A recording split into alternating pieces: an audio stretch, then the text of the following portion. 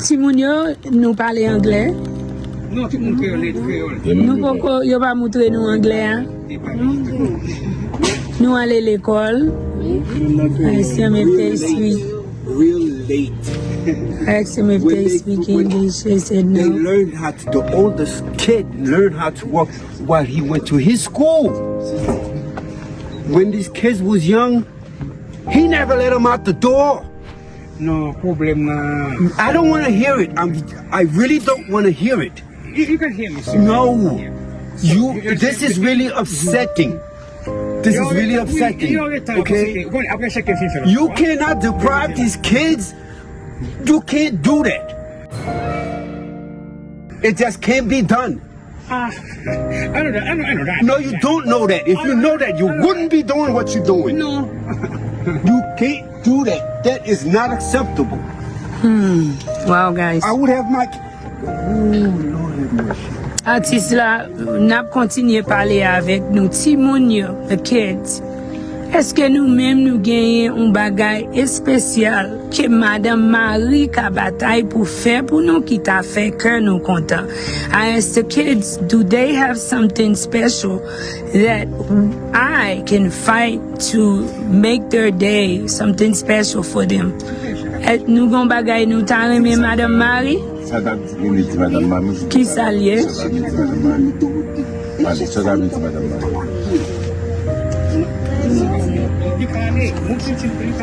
Oui, ça date de Madame Marie. Je ne parle avec elle. Vous me dites oui? Je ne parle avec elle. Ça dit.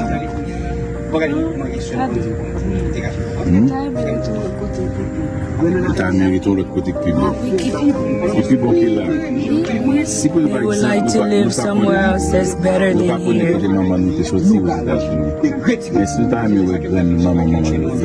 Oui, oui.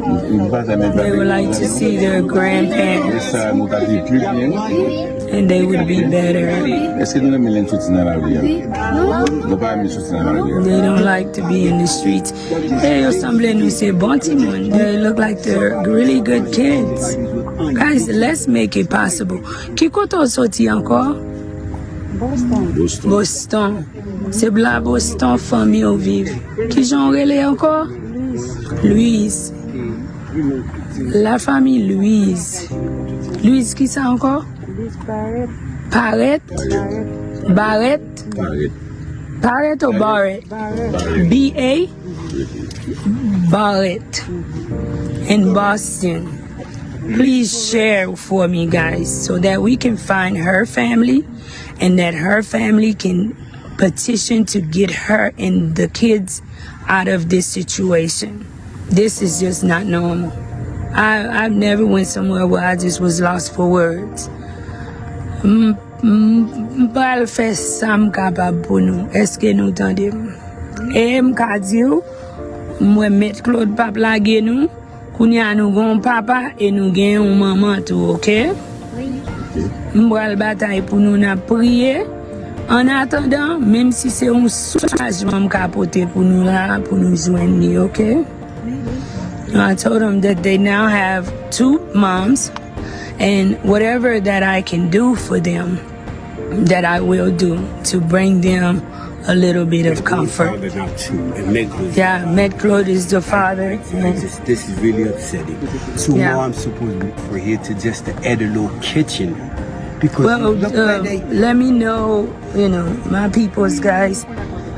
Let's add a little bit of kitchen here. Jesus Christ, these kids need to go home. If I knew this situation, They I need would to go definitely- home. Timon, you're busy like you, okay? No. That is really, Look at their really, feet, really son. really upsetting. Je essaie de prendre la sandal pour eux. Je vais te dire pour eux. Je vais prendre la sandal pour tout petit monde. Parce que nous parlons, mais j'essaie de prendre la But sandal. at the same time, you need to listen. You need yourself to understand who you are. Yeah. It's not about he won't let me. What that mean? You participating in depriving these kids. That's not funny. That is definitely not funny.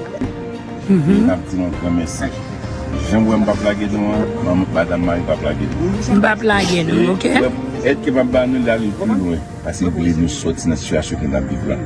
On va nous petit manger pour 2-3 jours, mais pour l'éternité, il va changer de vie. Et nous, c'est américain. C'est américain. And they are US citizens. Nous capables de vivre bien. Because their mother is a US citizen.